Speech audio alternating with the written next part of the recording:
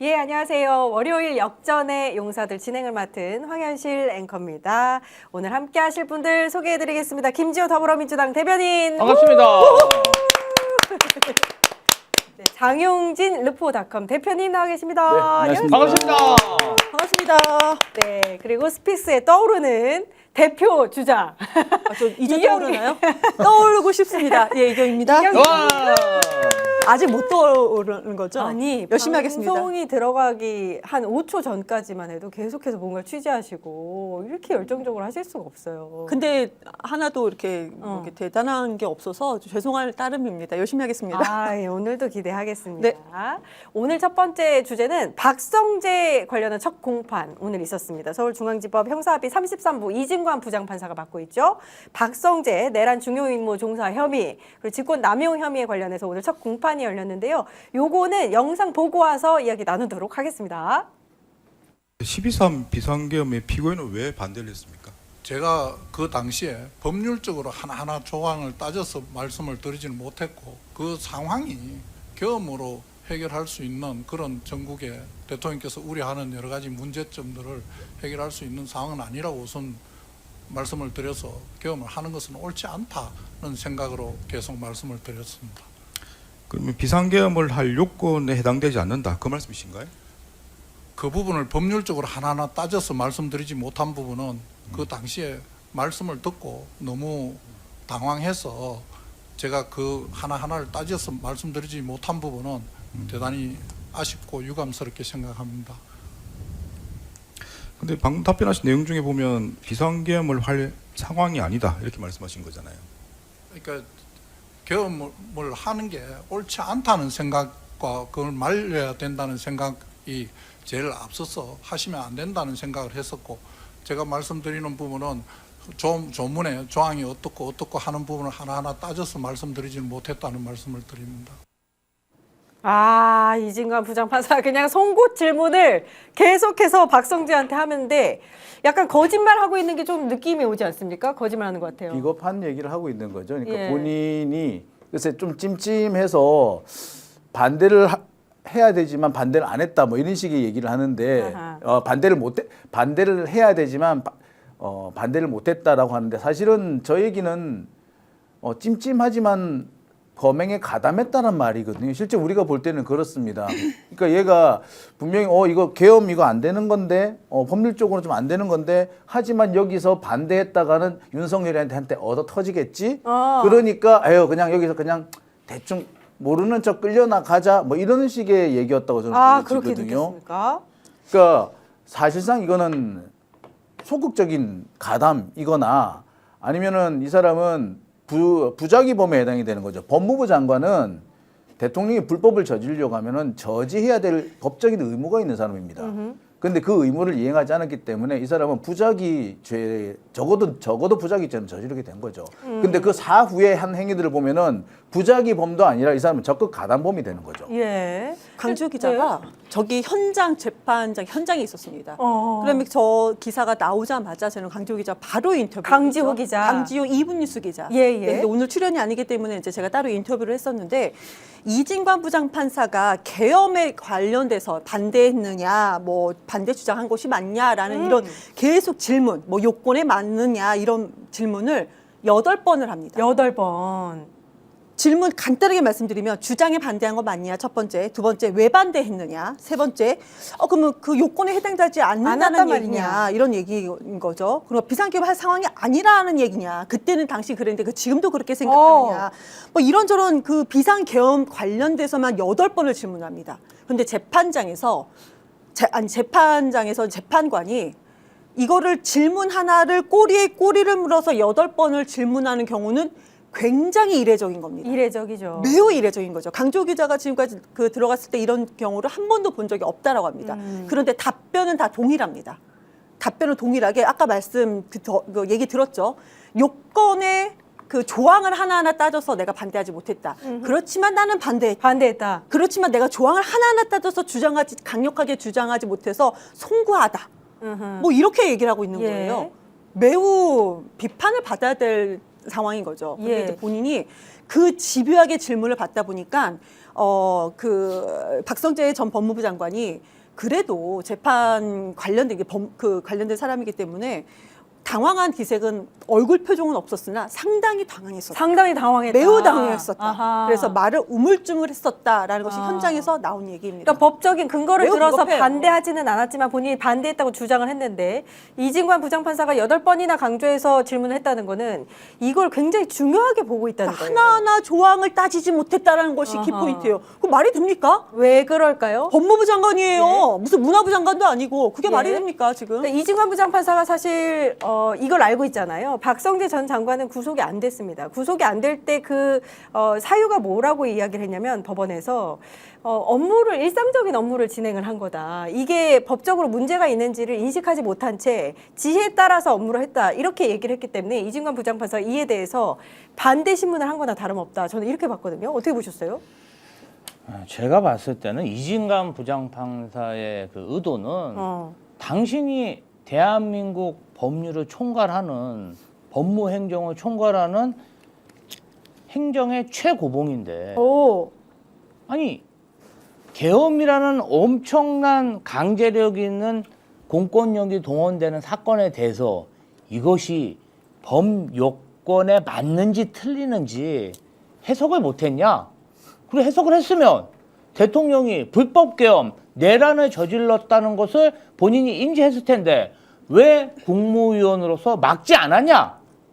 이것을 저는 물어본 것 같고, 그러니까 박성재 법무부 장관은 애매하게 지금 얘기하는 거예요. 애매하게 얘기하고 있네. 불법은 맞는데 제가 뭐 말리긴 했다. 그런데 적극적으로 막지는 못했던 것 같다. 아주 애매모호하게 지금 답변하고 있는 게 아닌가 싶고요. 저는 이 박성재 법무부 장관의 저 법정에서 말하는 태도를 보면서 불과 1, 2년 전에 국회 와가지고 소리 지르고 국회의원들한테 정말 대들고 오만 방지하게 굴었던 사람이 이진관 판사가 한덕수 전 총리에게 23년형 판결하니까 그다음부터 싹 바뀌었다.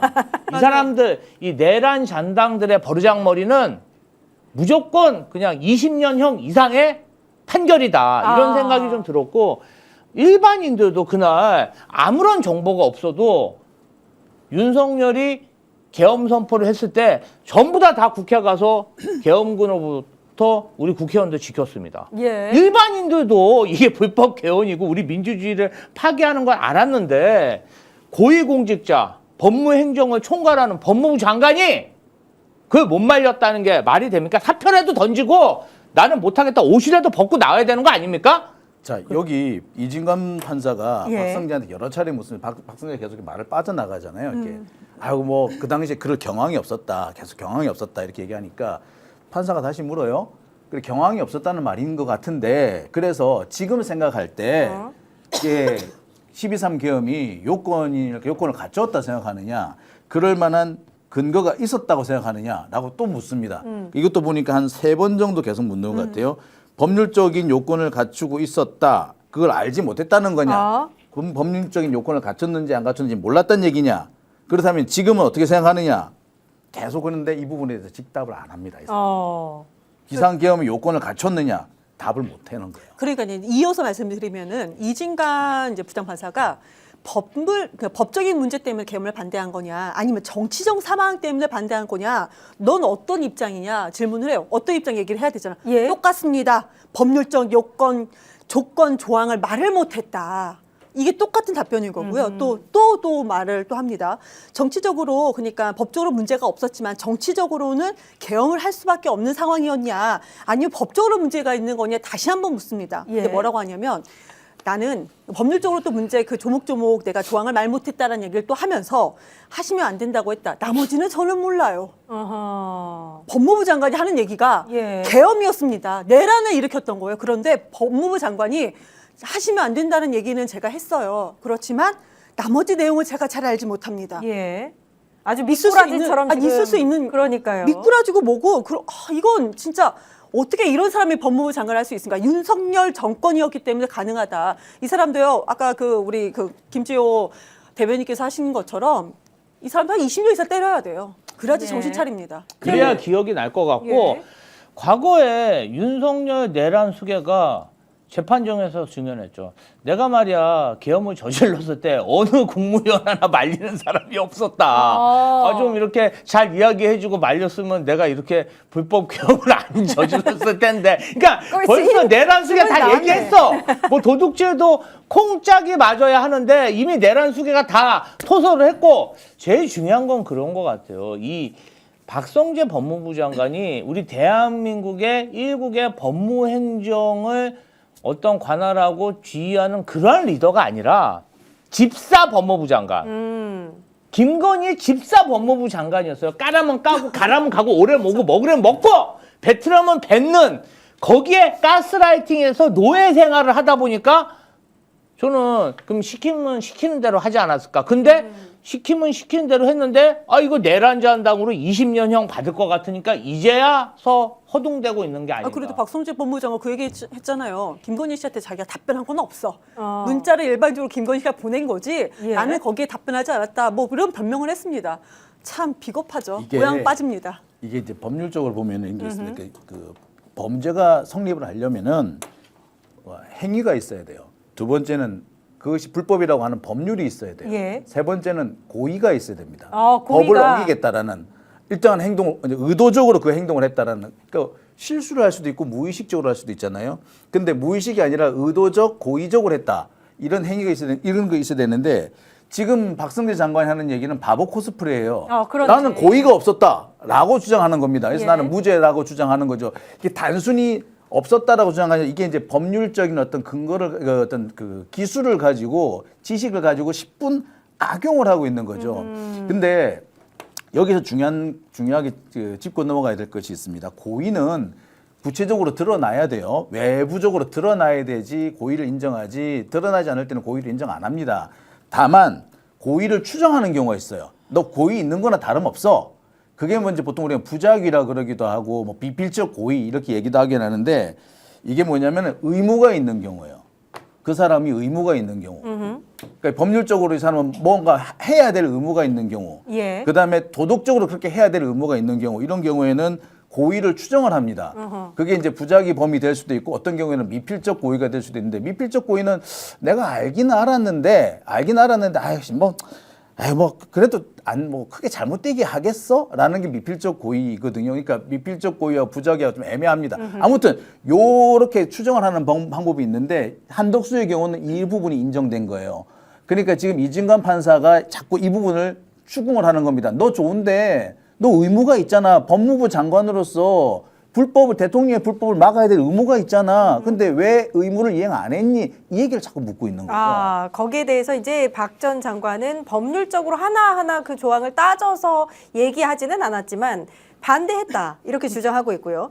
그 국무회의 CCTV 얘기를 박성재가 합니다. 제가 기억하지 못한 여러 행동으로 반대하는 행위를 했다라고 이야기를 하는데, 지금까지 우리가 알기로는 사실 제일 먼저 도착한 사람 중에 하나가 박성재였고, 대통령이랑 같이 어떤 집무실 안으로 들어가서 거기에서 반대했는데 CCTV에서는 반대하는 모습이 없잖아요. 그러니까. 예?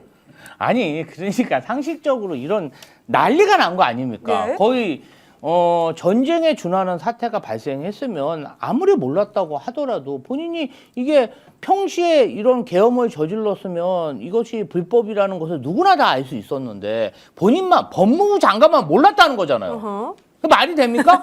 그리고 거기서 그냥 사표라도 나고 집에 가든지 말리든지 뭐 예. 해야 되는데, 아무것도 한 액션이 증거가 없는 거 아니겠습니까? 그 적극적인 행위를 했냐 안 했냐, 이 계엄에 반대했냐 안 했냐, 저는 이지관 부장판사가 정말 잘 질의하고 있다고 생각해요. 아하, 그 사람의 예. 의도가 어떤 거였는지. 근데 상식적으로 생각하면 법무부 장관이 그 자리에서 정말 강력하게 반대 의사를 표력해야 되고, 그 모습이 CCTV라도 나와야 그게 정상 아니겠습니까? 비슷한 사례가 바로 한덕수였죠. 예. 한덕수도 그 전에 자기가 얼마나 말렸다 그랬어요. 알고 봤더니 뭘 말립니까? 말리긴 뭘 말려서. 그래서 23년형 받았잖아요. 예. 저는 박성재도 이번에도. 그 정도 받아야 된다. 네. 그래야 내란 잔당들이 앞으로 이런 멍청한 국무위원들이 다시는 저기 말이야, 집사 법무부 장관 하면서 김건희 졸졸 쫓아다니면서 출세할 생각을 못한다. 이번에 확실히 단죄해야 됩니다. 이거 안과 회동에 F4에도 들어가 있고 23년도 짧아요. 제가 생각했을 때 더 받아야 되고 박성재 오늘 법무부 중요 장관이- 네네 법무부 말씀하시죠. 장관이 사법시험 몇 년대 합격한지 아세요? 몇 년에 합격? 저는 이 사람이 자꾸 법률적으로 모른다 오. 해가지고 야, 도대체 그럼 당신 왜 사법시험 언제 몰라? 합격한 거야? 오.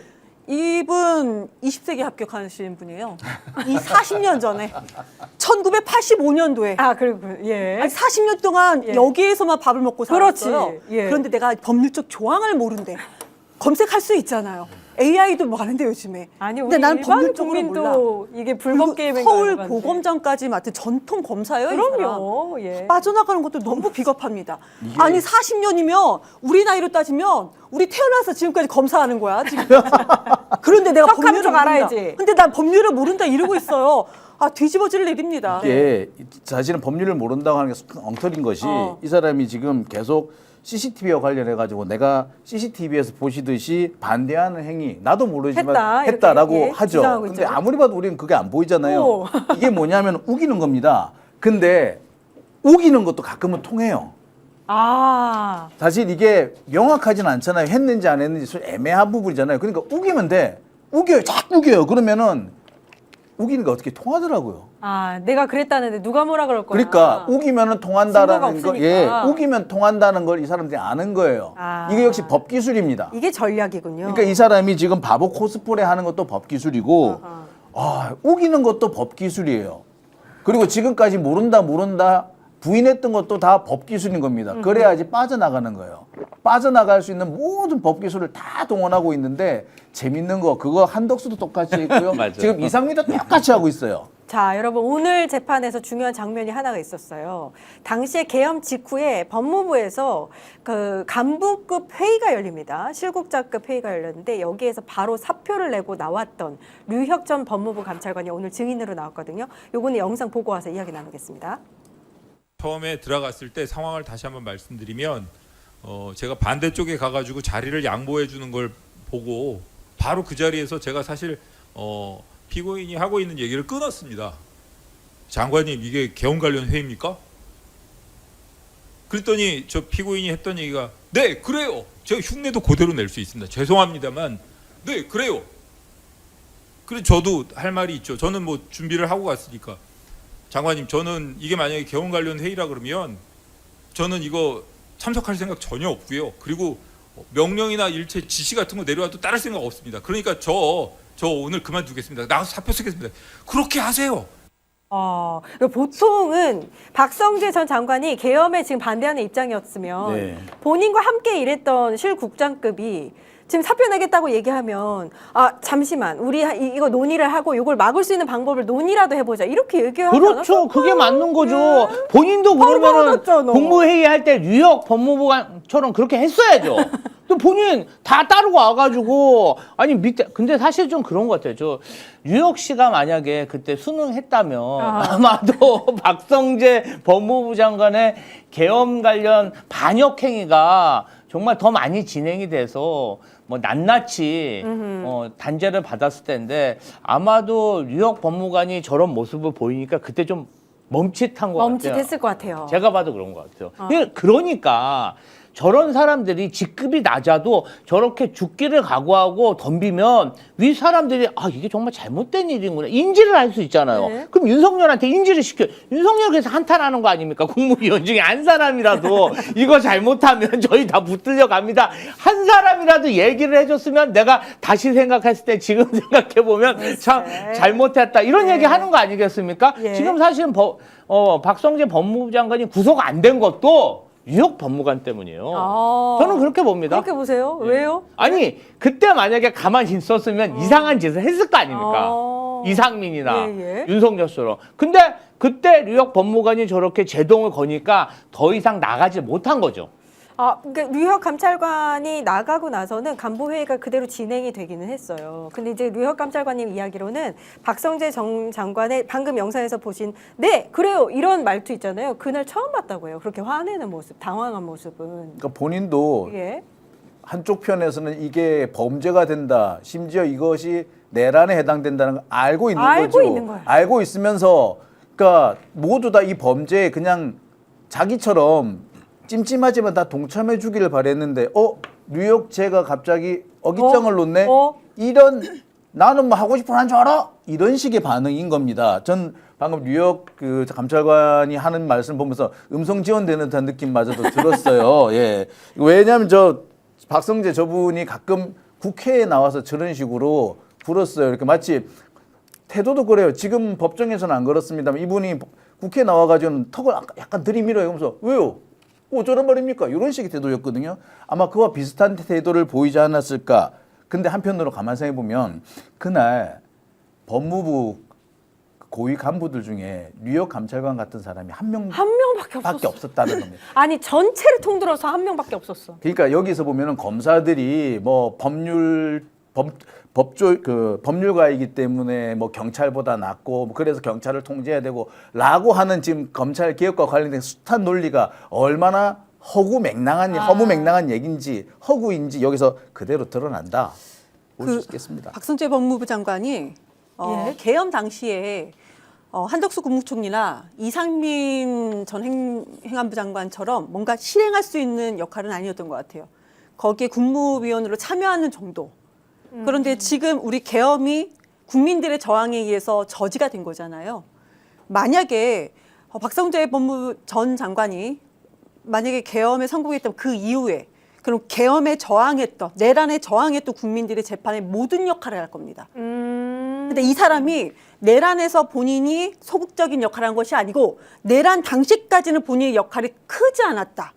그때까지는 찬성하는 쪽으로 겉으로 말렸다고 말은 하고 있지만 말은 본인의 주장인 거죠.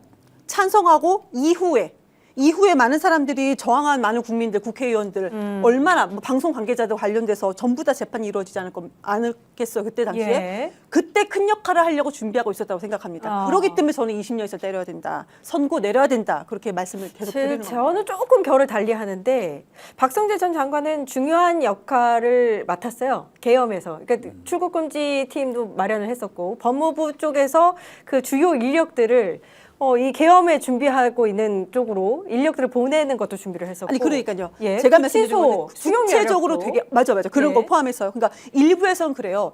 그렇게 구체적으로 행동한 것들이 크지 않다라는 주장을 일부 하는 사람도 있습니다. 그래서 제가 말씀드린 거는 그 이후에 훨씬 더 큰 역할을 맞아. 하려고 했던 사람이다. 예. 말씀을 드리는 겁니다. 그걸 노리고 옆에서 그 적극적으로 반대하지도 못하고 그냥 하게끔 놔뒀을 수도 있는 거죠. 그렇습니다. 예.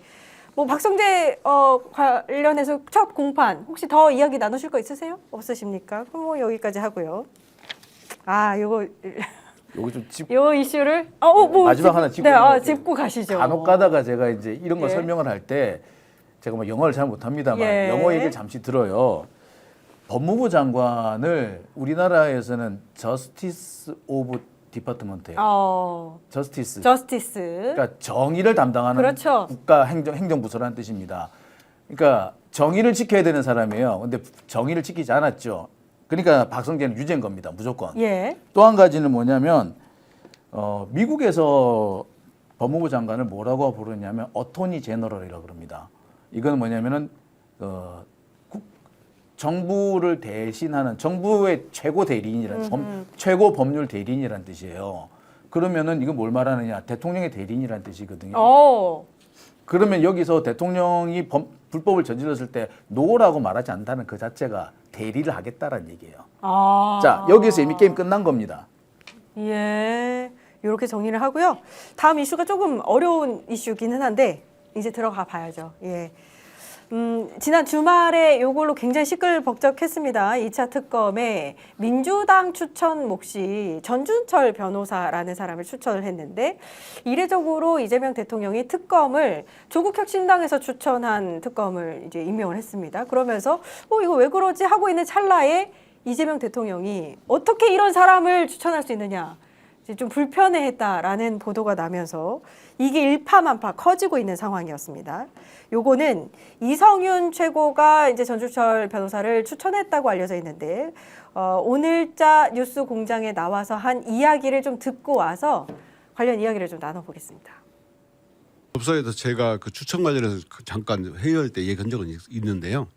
원래 이제 그 특검 추천은 원내대표실에서 추천해달라고 의뢰를 합니다. 그러면 이제 여러 사람들이 법사위가 아니어도 네. 법조인 아는 사람 천거를 하죠. 하면 거기서 이제 모아가지고 가장 적임자를 대통령실에 추천합니다. 인사에 관한 부분이기 때문에 네. 저는 이렇게 추천 2번을 추천했는데 다른 분들은 누구를 추천했는지는 제가 잘 모르죠. 종합해 보면은 원래 이런 인사들은 원내에서 알아서 하는 거다. 그리고 본인은 2명을 추천했고 다른 데서 누굴 추천했는지는 모른다 정도의 이야기를 오늘 뉴스공장에서 했고요. 그리고 그 외에도 오늘 뉴스공장에서 좀 이제 논란이 있을 수도 있는 그런 어딩들이 나왔어요. 이제 여러 가지 이성윤 최고위원의 전준철 변호사를 추천한 변을 듣고 나서 김어준 총수가 이제 윤석열에게 핍박받던 검사 뭐 이런 설명을 듣고 나서 그러면은 추천할 만 했다고도 보이네요라고 하는 이야기들. 이것 때문에 지금 굉장히 시끄럽다. 다들 왜 아래만 보고 계실까요? 아래 안 봤어요. 예, 누구부터 하실래요? 아니 저는 법사위에서는 아무도 추천한 사람이 없답니다. 그렇죠. 그리고 이 부분 관련해 가지고 논의한 적도 없고. 그러니까 뭐 어떻게 보면은 몇 명을 추천한지 모르지만 이성윤 최고위원이 추천하신 둘 중에 한 분 중에 된 거예요. 그 엄청난 그러면 경쟁률로 되신 건데 이렇게 생각해요. 이재명 정부와 우리가 민주정부를 만든 게 윤석열 검사 독재 정권의 그 관련자들을 복수하기 위해서 정권을 잡은 겁니까? 저는 아니라고 생각하거든요. 윤석열이 복수 제대로 했죠. 정치보복 제대로 했고. 예. 근데 어떻게 윤석열에게 뭐 핍박받았다고 인사상 불이익을 받고 그리고 뭐 압수수색 받은 사람을 우리가 다시 특별검사로 임명을 해서 수사를 하게 하냐 이 말이죠. 그게 정당성이 있습니까? 저는 이해 못 하겠는데요. 예. 그래, 특수부 검사를 발탁을 해서 그렇게 수사를 했어요. 결과가 잘 나올 수도 있죠. 그런 예가 있었어요. 문재인 정권 때 우리가 그렇게 했지 않습니까? 윤석열, 한동훈. 그래서 정권 재창출을 했습니까? 국민에게 지탄받은 적 없어요? 그럼 그런 것을 똑같이 하자는 얘기인가요? 저는 아니라고 생각해요. 그리고 이재명 대통령도 정치 보복하려고 대통령 된 거 아닙니다. 예. 그리고 두 번째로는 뭐냐면 전준철 변호사. 제가 이제 토요일 날 그거 보고 너무 놀랐어요. 쌍방울 대북 송금 사건 관련해서는 전혀 이재명 대통령하고 관련도 없는 사건을 그렇죠. 돈이 100억이나 북한에 송금했다는 것을 뒤집어 씌우려고 상당히 많은 쌍방울 임직원의 진술 조작과 회유가 있었습니다. 예. 그때 당시에 그것을 담당했던 법무법인이 지금 전준철 변호사가 있었던 그 법무법인이잖아요. 그런데 어떻게 이재명 대통령에게 그런 사람을 추천할 수 있습니까? 더구나 이분이 보니까요. 원래 특수부 검사하다가 그만둘 때 SK 관련 배임 혐의를 수사를 다 하고 기소까지 한 거야. 그리고 갑자기 그만둡니다. 그리고 광장으로 갔어요. 광장에서 여태까지 SK 그룹으로부터 수임받은 M&A 사건과 수임료 엄청납니다. 그렇다면 이 전준철 변호사가 SK 관련 실제적인 수임은 안 했어도 영업을 할 수 있는 거 아닙니까? 예. 본인이 기소한 사건이 있으니까. 예. 그러면 전반적으로 봤을 때 전준철 변호사는 검사로 퇴임한 이후에 전관 예우를 제대로 받고 특수부 검사로서 그 특수부 검사 엘리트 코스대로 돈을 벌기 위해서 간 거예요. 자, 여기서 짚고 넘어갈 게 있습니다. 윤석열한테 탄압을 받았다. 탄압받았다라고 하려면은요, 이성윤 의원 정도는 돼야 돼요. 또는 박은정 의원 정도는 돼야 됩니다. 이 사람은 소위 말하는 대형 로펌에 들어갔어요. 윤석열한테 탄압받은 사람은 대형 로펌 근처를 못 갑니다. 아마 서초동에서 개업하기도 힘들었을 거예요. 아니, 아마도 뭔가 기소당해가지고 퇴직하는 것도 아니고 많은 것도 아닌, 아무리 황운하 의원 같은 경우에 윤석열한테 이상하게 걸려가지고 퇴직이 되는 것도 아니고 안 되는 것도 아니고, 이성윤 의원, 당연히 이성윤 의원도 보세요.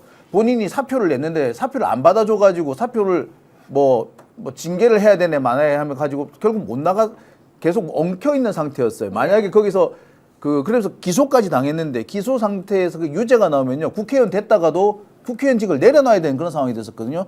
그 정도는 돼야지 탄압이라고 말을 하는 겁니다. 근데 이 사람은 탄압받은 수준 아니에요. 예. 약간의 불이익이 있었는지는 모르겠습니다. 그리고 제일 지금 문제가 될 수 있는 이 사람이 뭐 탄압받았다라고 얘기할 수 있는 게 그 한동훈하고 당시 이동재의 그 검언유착 사건을 이 사람이 담당을 하긴 했더라고요. 근데 검언유착 사건 결국 어떻게 됐어요? 아무도 처벌받은 사람이 없어요.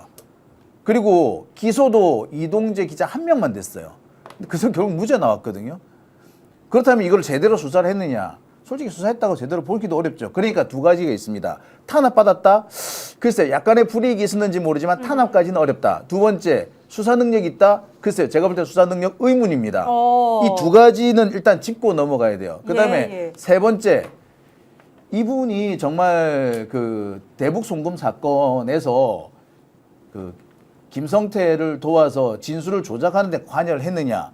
그 부분은 조금 애매합니다. 적극적으로 가담한 것 같진 않아요. 하지만 영향력이 없다라고 보기는 어렵습니다. 전혀 몰랐다 그렇게 보기도 어렵습니다.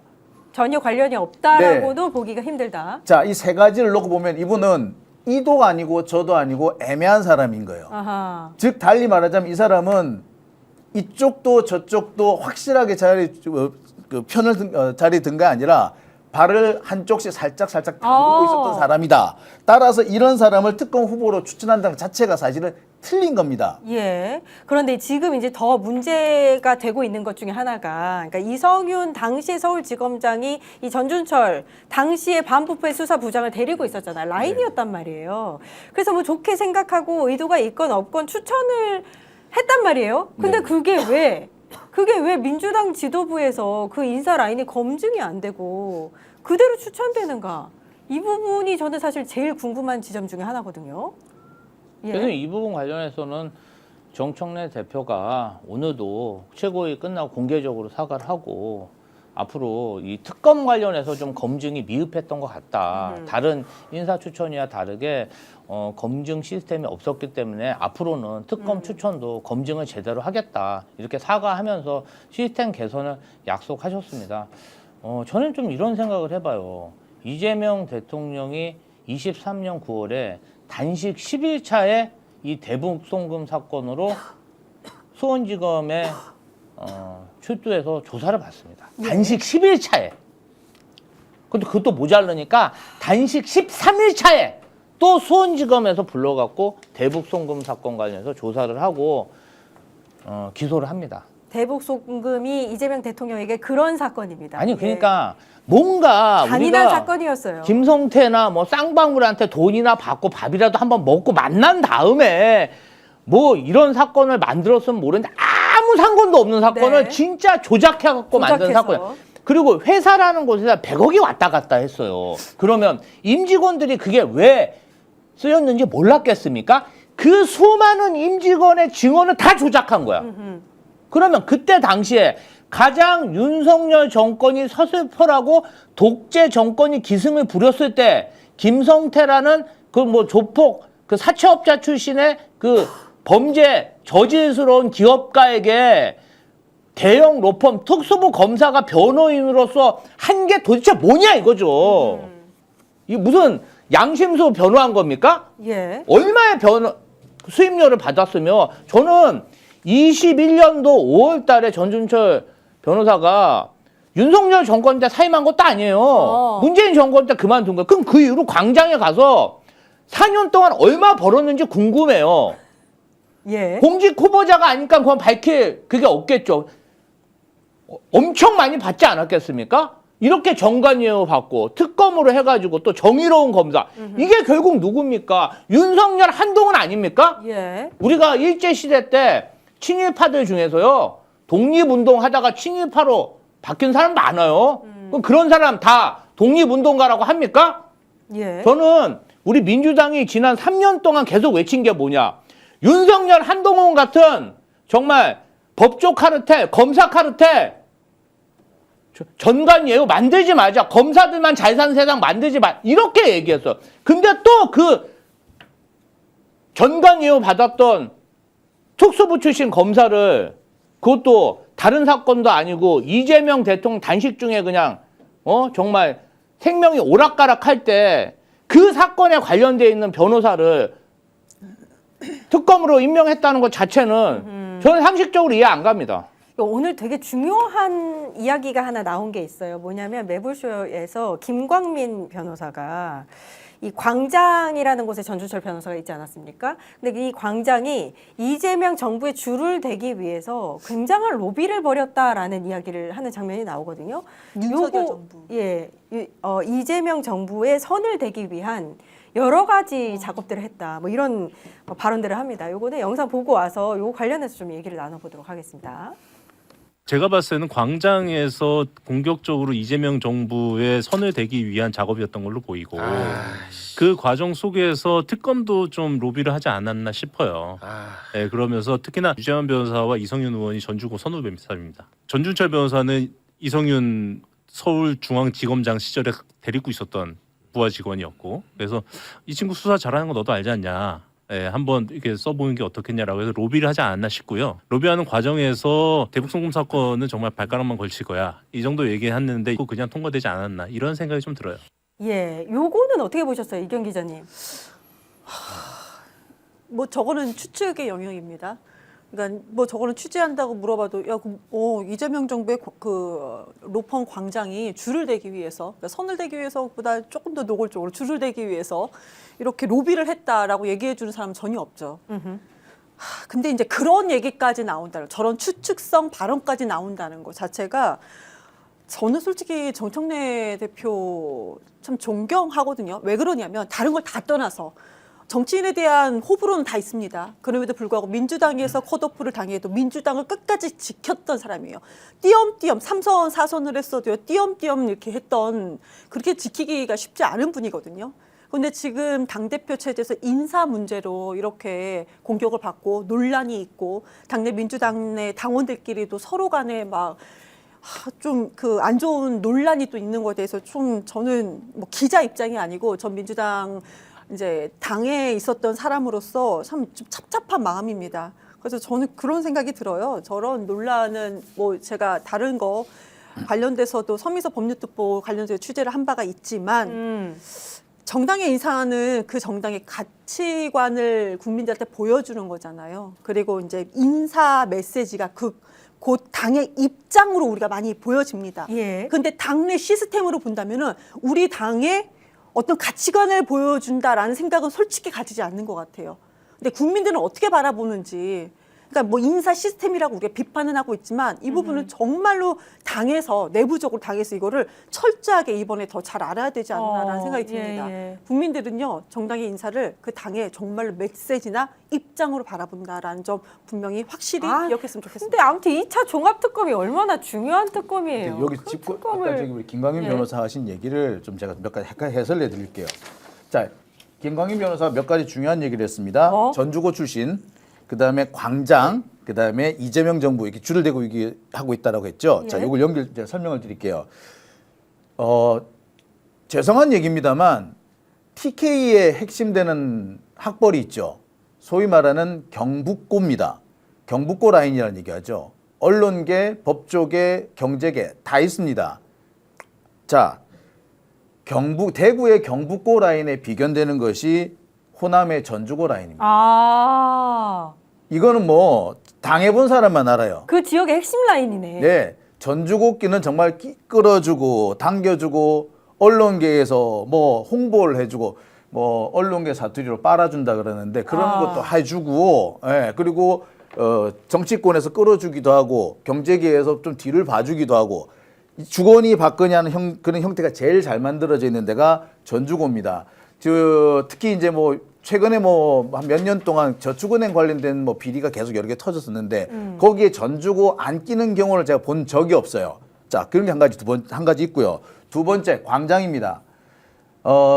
대한항공 조현아 부회장인가요? 하여튼 조현아 씨, 이 조현아 씨가 그 재판을 받으러 갈 때 어디 선임을 한 줄 아세요? 광장입니다. 광장입니까? 왜 그러냐? 광장하고 대한항공 그룹하고 한진그룹 이쪽하고 특수관계예요. 뭐 제가 알기로는 이게 좀 혈연 관계도 있는 걸로 알아요. 자, 그렇기 때문에 이거는 단순히 광장이 아니라 이 재벌 기업입니다. 이 재벌 기업이 사실 지난 윤석열 정권 때 광장이 사실은 윤석열 쪽에서 조금 이익을 봤어요. 그런데 이번에 찍힐까 봐 되게 겁이 나겠죠. 그리고 지금 대한항공 입장에서는 해결해야 될 문제가 좀 있습니다. 아시아나항공과 이게 지금 이렇게 합병 문제가 아직 완전히 마무리 안 됐거든요. 그런데 이 부분에서 사실 이재명 정부에서 과연 선선히 해줄 것인지 본인들도 되게 의문시 여기고 있는 겁니다. 자, 그러니까 세 가지 딱 떨어지죠.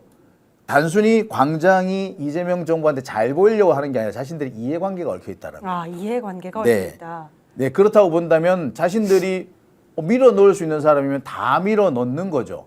문제는 거기에서 민주당의 인사 시스템 하나가 작동을 안 했다라는 겁니다. 아, 그렇죠. 그게 제가 볼 때는 이 전주고라는 문제에서 인사 시스템이 삐걱거린 걸로 보여요. 저는 그렇게밖에 추론이 안 됩니다. 그거 와닿네. 예. 그 지금 설명을 들어보니까 그러면은 광장 입장에서는 김성태 변호를 맡았던 게 지금 이재명 정부 되고 나서 굉장히 걸렸겠네요. 그렇죠. 근데 한편으로 보면은 또 자 광장 얘기 아까 뭐 전주고 얘기를 했는데 김성태가 어디 조폭이었느냐?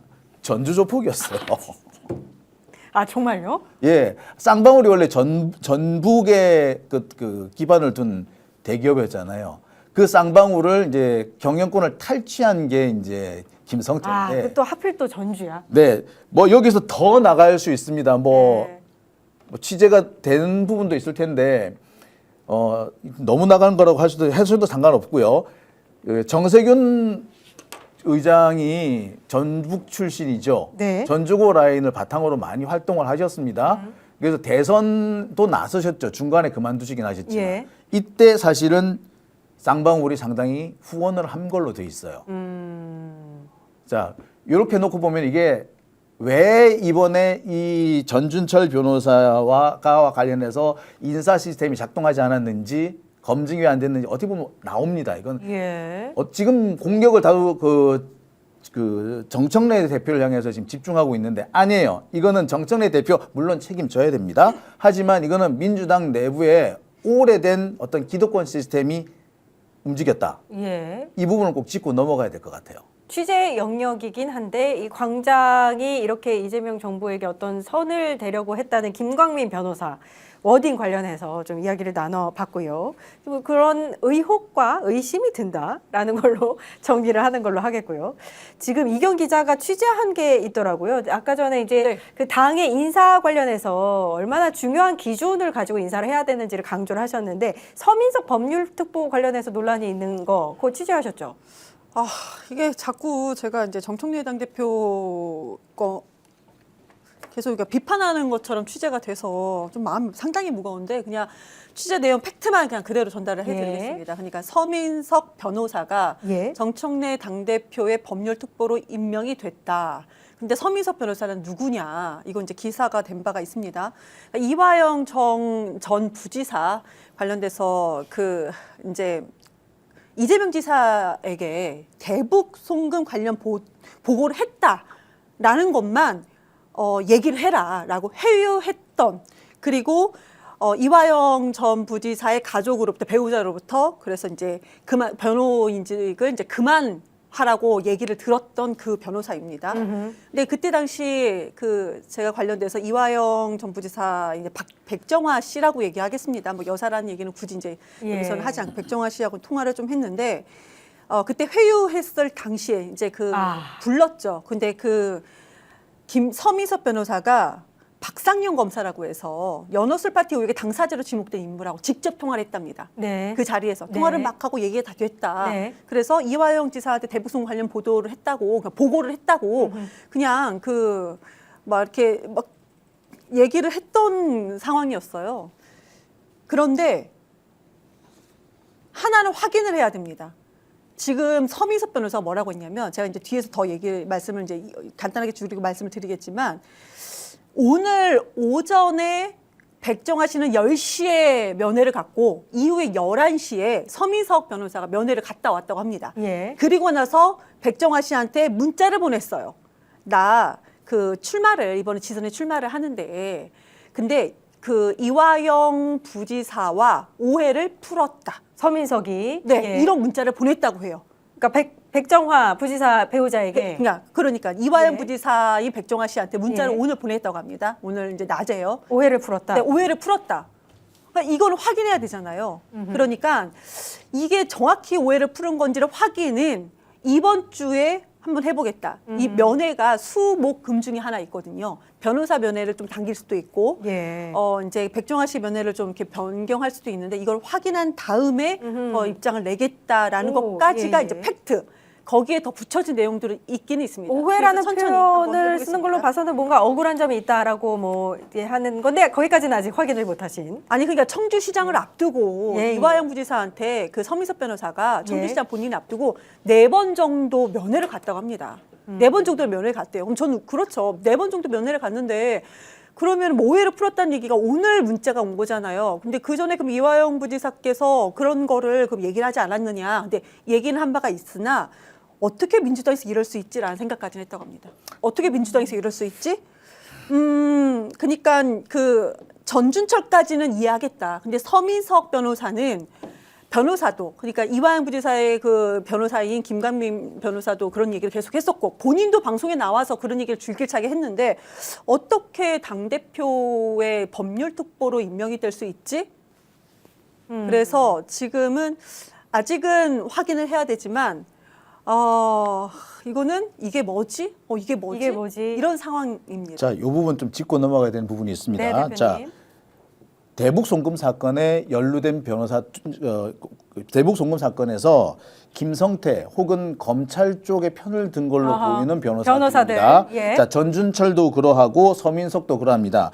근데 다만 전준철 같은 경우에는 이게 그 김성태가 진술을 번복하는 과정에 개입을 하지 않았겠느냐 또는 방조하지 않았겠느냐라고 의심을 할 뿐이고요. 사실 이 부분에 대해서 전준철 변호사 본인은 아니다. 나는 그렇게 한 게 아니고 그 전에 나는 나왔다라고 얘기를 합니다. 자, 이 부분에 대해서 사실 여러 가지 논란거리는 있으나 일단 이 부분까지는 그래도 우리 그 백종화 씨도 그래 이 부분은 넘어가 주겠다라고 하신 거예요. 예. 자, 그런데 서민석 변호사는 뭐 하는 사람이냐? 자, 김성태가 진술을 바꾸죠. 자, 그런데 김성태만 진술 바꿨다고 끝나는 게 아닙니다.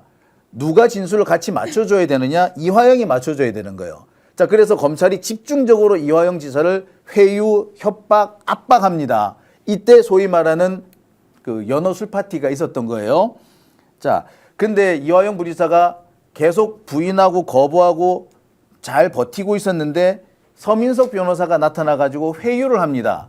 이거 다 얘기됐어. 당하고 다 얘기가 됐어. 그러니까 딴 거 말고 그냥 그 이화영 부지사님이 이재명 지사님한테 가서 나 복원을 했습니다. 요것만 딱 하면 된다. 나머지 부분은 이재명 당시 대통령 후보, 당시 대선 후보가 아니죠. 그 당 대표가 알아서 하기로 했다. 요렇게 회유를 합니다. 설득을 한 거죠. 그 얘기를 듣고 이화영 부지사 가만히 생각해 그래? 그러면은 내가 그렇게만 말만 하면은 빠져나간다는 말인가? 안에 있으니까 모르니까. 그렇죠. 그래서 그런가요? 그럼 그렇게 할까요? 이렇게 된 겁니다. 자, 그런데 이 과정에서 자 백정화 씨가 가는 거죠. 뭐 분위기가 이상한데 이거 어찌 된 거예요? 물어보니까 이제 이 서민석 변호사가 막 설명한 거예요. 요런 게 돼 있고 당하고도 이게 다 됐으니까 요까지만 얘기하면 됩니다. 그리고 이 정도 가지고는 이재명이 감옥에 안 가요. 이렇게까지도 얘기를 한 거예요. 근데 가만히 생각해보니까 백정화 씨가 생각해보니까 이거 아닌 것 같다. 이거 분명 함정에 빠질 수도 있겠다. 그리고 설령 이게 아무것도 아니면 왜 이거를 이 진술을 받아내기 위해서 저 난리를 치겠냐. 야, 이거 말도 안 된다. 그래서 이상한데요. 잠시만요. 변호하지 마시고요. 오늘부터 해임 이렇게 통보를 한 겁니다. 서민석 변호사에게. 예. 자, 바로 그분이 서민석 변호사고요. 당시에 서민석 변호사와 관련해 가지고 이화영 부지사가 자료를 편지를 써서 보낸 것도 있어요. 제가 그 자료를 그 당시에도 갖고 있는 자료가 있는데 거기에 보면 뭐냐면은 서민석 변호사 바로 밑에서 새끼 변호사라 그러죠. 어쏘 변호사 이렇게 얘기하는데 새끼 예. 변호사 뭐 이한희 변호사라고 있다 그래요. 그 사람 앞에서 박상용 검사가 자기를 대놓고 회유 협박하기도 했다. 그래서 이거 보니까 서민석, 이한희 얘네들이 박상용하고 아주 가깝구나라고 생각했다. 아하. 이걸 이화영 부지사가 그렇게 작년에, 진술합니까? 예. 그 자술서를 편지에, 써서 예. 그 공개를 한 적도 있어요. 아하. 요거 관련해서 그러니까 지금 서민석 변호사 얘기를 왜 하냐면 정청래 당대표가 법률특보로 임명을 했기 때문인데 요거에 관련해서 이제 논란이 나오고 있으니까 당 내부에서는 어떻게 바라보고 계신지 요것도 이제 인사사고라고 보시는지 검증을 실패한 것인지. 이제 뭐 이런 정무직들이 추천받는 과정에서 예. 이 사람들의 어떤 세세한 이력까지 확인을 못하다 보니까 이런 일이 발생한 것 같은데 사실은 서민석 변호사 굉장히 심각한 상황입니다. 이 전준철 변호사만큼 저는 심각한 상황이라고 생각하고 어떻게 보면은 지금 장영진 기자님이 이야기하신 게 다 내용이 팩트라면 제가 알고 있는 그 이하영 부지사를 회유했던 그 변호사가 그때는 뭐 이름이 잘 기억이 안 나는데 이 서민석 변호사가 맞다면 굉장히 심각한 일이죠. 예, 왜냐하면 그렇죠. 검찰 독재 정권과 좀 결탁해가지고 이재명 당시 대표한테 죄를 뒤집어 씌웠고 없는 죄를 만드는데 일조한 사람 아니겠습니까? 예. 그런 사람이 지금 현재 민주당 당대표의 특보가 돼서는 안 되죠. 그리고 민주당의 이름으로 어딜 공천을 받을 생각을 합니까? 양심이 있어야죠. 예. 뭐 본인도 할 말은 있겠지만 이 사안 관련해서는 당대표실에서 좀 조사를 해보고 적적성을 판단해서 그렇죠, 그렇죠. 임명 여부를 다시 한번 판단하는 한번. 게 어떤가 예. 싶습니다. 이, 네. 저희가 너무 자세하게 얘기했나봐요. 많은 분들이 내용이 왜 이렇게 복잡해라고 말씀을 주시는데 서민석 변호사는 이화영 대북송과 관련해서 이화영 전 부지사의 변호사였어요, 과거. 그런데 검찰한테 회유를 하는 거죠. 한마디로 이재명 뭐 당시 지사한테 다 떠넘기면 그때 이제 당대표였죠. 다 떠넘기면 이화영 당신은 살아남을 수 있다. 그렇게 했던 사람이에요.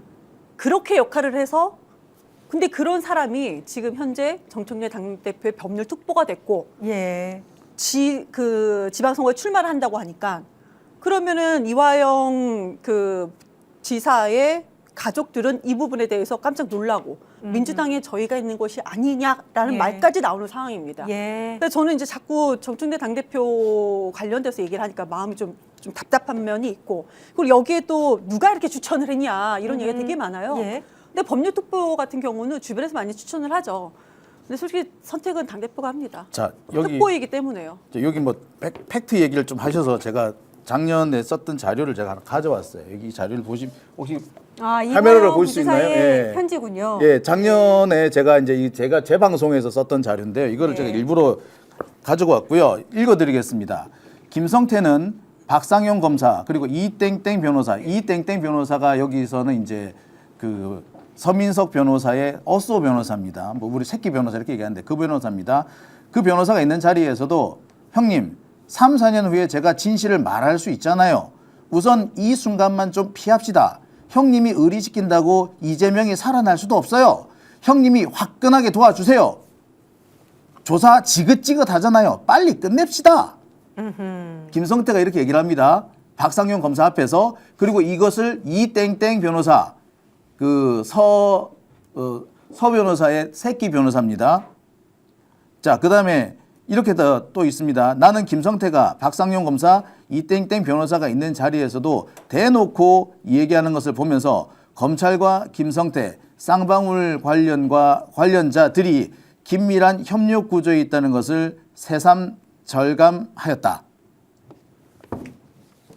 설주환 변호사도 있다고 이런 얘기하는 것도 있는데. 이 설주환 변호사 이게 또 다음 단계입니다. 아하, 그렇군요. 이것과는 관련이 없다고 합니다. 댓글에 있어서 말씀을 드렸고 비슷한 역할을 한 거예요. 네, 관련이 없는 이제 건 아니고요. 그러니까 그 서민석 변호사 다음에 설주환 변호사였고 설주환 변호사도 비슷한 역할을 했는데 이번에 회유한 역할을 했다. 그렇죠. 회유한 역할을 했죠. 그런데 예. 이번에 이번에 이제 정청래 당대표 체제에서 임명된 바가 없기 때문에 예. 여기서 거론은 되지 않는 거고. 그래서 지금 현재는 이제 김광민 변호사로 되어 있다. 그러니까 김광민 변호사는 7번째 변호사인 걸로 알고 있습니다. 그러니까 제가 봤을 때는 지금까지 이제 들은 이야기로 정리를 해보면은 이런 인물들을 걸러낼 수 있는 당 내의 시스템이 지금 부재하다는 건 확실한 것 같아요. 그렇죠? 그 부분에 대해서는 오늘 사실은 아침에 최고위 회의에서 정청래 당대표도 이런 시스템을 좀 더 들여다보겠다, 갖추겠다라고 이야기를 했으니까요. 현재 김광민 변호사한테 물어봤어요. 그럼 당내에서 예. 김광민 변호사가 이제 이화영 전 부지사의 현재 변호사잖아요. 그러면 이렇게 서민석 변호사 관련돼서 이렇게 확인한 바가 있느냐? 그럼 이화영 부지사라든지 배우자라든지 그 현재 변호사한테 확인한 바가 있느냐? 전혀 전화 한 번이 안 왔다는 겁니다. 그래서 조금 놀랬죠. 그렇죠. 좀 뭐 이렇게 확인 한 번 했어야죠. 전화 한 통이면 되는 일인데. 법사위끼리 뭐 아니면 뭐 이런 관련 변호사들에게라도 좀 이제 좀 물어보는 과정. 우리 보통 사람 뽑을 때 그렇게 하지 않습니까? 최소한 예. 확인은 했어야 확인은 되는데 해야 된다. 확인 자체를 안 했던 것 같아요. 사실 이 문제는 많이 다뤘습니다. 많이 다루고 왜냐하면은 이제 그리고 이거는 실수라고 말할 수 없는 게 자꾸 이제 뭐 정청래 대표 입장에서는 실수라고 말하고 싶을 것 같아요. 그리고 뭐 실수 뭐 어느 부분도 있는 것 같습니다. 근데 이거는 실수라고 말할 수 없는 게 이 변호사님 잠깐 이름 생각 안 맨날 이게 이름이 서민석 변호사. 서민석 변호사 이름 좀 전까지 서민석이라고 해놓고 생각이 났는데 서민석 변호사 이분이 어디 있느냐면요 이분은 법무법인 해광입니다. 네. 광장도 아까 얘기 나오다 갑자기 해광으로 가는데 법무법인 해광입니다. 이 법무법인 해광이면은 다들 민주당 쪽에서는 절대 안 되는 데였어요. 근데 이걸 놓쳤다? 솔직히 말하자면 이거는 놓친 게 아니라 누군가가 고의적으로 눈을 가린 겁니다. 그러지 않고는 이런 일 생길 수 없어요. 왜? 이 해광이라는 데가 어떻게 생기느냐 하면은 자, 여러분 저기 그 양승태 사법농단 사건 때 그 당시에 탄핵을 당한 그 판사가 딱 한 명 있어요. 임성근 변호사라고. 임성근 변호사. 예, 당시 임성근 판사였죠. 네. 근데 이 사람이 탄핵 선고가 나기 직전에 10년 임기가 만료가 돼가지고 네, 퇴임을 해버립니다. 예. 그러면서 각하가 돼버리죠. 네. 자, 이 사람이 나가가지고 만든 로펌이 해광입니다. 그러니까 이 사람들이 만들어가지고 비슷비슷한 사람들을 끌어모아가지고 만든 데가 해광이에요. 법무부인 해광이에요. 즉 민주당에 대해서 억하심정이 있는 사람들이 만든 그런 사람들이 된 겁니다. 근데 거기 있었던 변호사를 채용을 그 법률특보로 받아들였다. 저는 이거는 누군가가 눈을 가리지 않고서는 생길 수 없는 일입니다. 이건 법무법인 해관 당시에도 보면 왜 문제가 됐었냐면 그때도 문제가 됐냐면 김성태하고 이화영하고 양다리를 걸쳤다. 그러니까 한쪽에서는 이화영 변호론 하면서 한쪽에서는 김성태의 쌍방울의 사회이사로 들어가 있는 상태였어요. 예. 그러니까 양다리 걸쳤다라는 비판이 계속 있었던 됩니다. 그런데 그렇게 했다.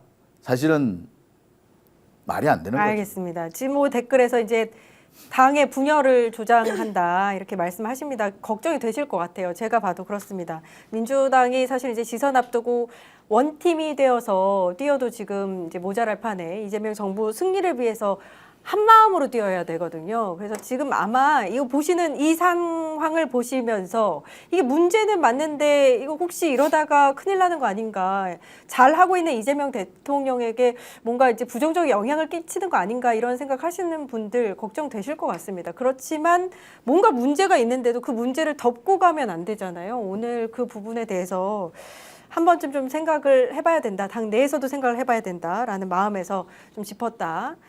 이렇게 생각하시면 됩니다. 예. 제 방송 중에 전주 관련해서 항의 전화가 하나가 왔다고 해서 전해드릴게요.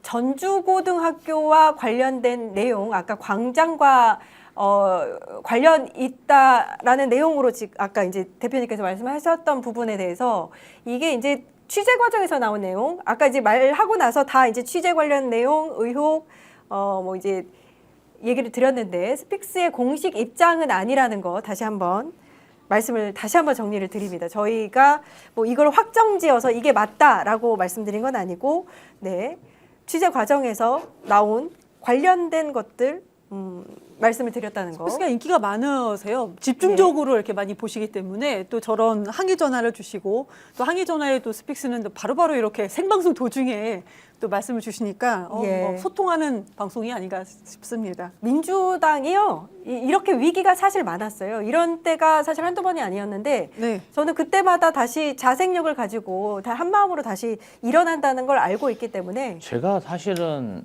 22년도부터 23년 말까지 민주당 당대표 정무조정 부시장 할 때요. 검찰 독재 정치 탄압 대책의 실무 팀장 역할을 했거든요. 예. 그때 주로 뭘 했냐면은 그 악행을 저지른 특수부 검사들, 서울중앙지검 검사들, 수원지검 검사들 이 보도 자료로 인터넷 기사로 이름을 이렇게 남겨놓는 거. 그럼 막 물어봐요. 아니 뭐 이름을 뭐 7, 8명, 20명 왜 적냐? 이 사람들이 검색했을 때 어떠한 짓거리를 할 수 있는지 검색하면 다 찾을 수 있게 우리가 역사를 기록한다는 측면에서 해야 된다. 그렇지 않으면 이 자들이 우리가 정권을 잡았을 때 또 기어 들어와서 행세할 수 있다. 우리가 그런 우를 또 범하면 안 되지 않냐.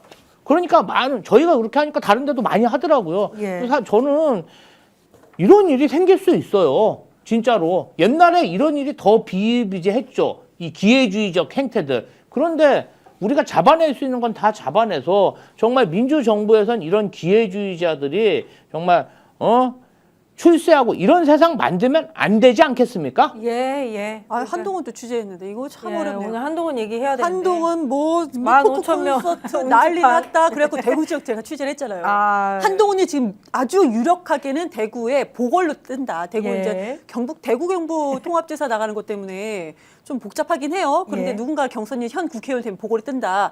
근데 대구에서 민주당을 지지하는 사람들도 한동훈 여기 무소속으로 나오면은 민주당 당선되겠는데 이런 분위기까지 제가 취재했다는 말씀 드리겠습니다. 예. 한동훈 화이팅! 기쁜 출마! 소식. 무소속! 출마해라! 출마 꼭 화이팅! 해라. 다시 한번 말씀드리지만 전주고 관련한 방송 내용은 스픽스의 공식 입장이 아니라는 것을 다시 한번 강조를 드립니다. 오늘 함께하신 김지호 더불어민주당 대변인, 장용진 르포닷컴 대표님, 스픽스 에디터 이경 기자님 고생해 주셨습니다. 감사합니다. 감사합니다. 예, 광고 하나 전해드리고 가겠습니다. 더 착한 보험 파트너스, 단순 보험 가입만 하는 곳이 아니라 최적의 보험 플랜을 제안해 줍니다. 현재 가입된 보험이 당신에게 맞는지 진단 서비스와 리모델링 안내부터 맞춤 상품 제안까지 1644-1236 또는 010-7612-3303 카톡 또는 문자 상담 예약 24시간 가능합니다. 현명한 보험 플랜을 만들어 보시기 바랍니다. 네, 스픽스몰 광고 전해드릴게요. 설날이 코앞에 다가왔죠. 소중한 분들에게 드릴 선물 고민 아직도 못 끝내셨습니까? 걱정 마십시오. 스픽스몰이 전국을 뒤져서 가장 귀하고 실속 있는 구성만 채워왔습니다. 명품 과일, 전복, 반건조 생선, LA 갈비, 홍삼, 녹용 등 백화점 퀄리티는 그대로, 가격은 스픽스 공동구매 특가로 확 낮췄습니다. 주는 분은 뿌듯하고 받는 분은 감동하는 설 선물. 인기 품목은 조기 품절됩니다. 빠르게 지금 바로 스픽스몰 구경하러 오십시오. 예, 오늘 역전의 용사들 어떠셨습니까? 여기에서 마치도록 하겠습니다. 편안한 밤 보내시기 바랍니다. 감사합니다. 여러분 안녕하세요. 황현실입니다. 역전의 용사들 정말 열심히 열정을 갖고 만들고 있습니다. 구독과 좋아요 들어오시면서 바로 눌러주세요.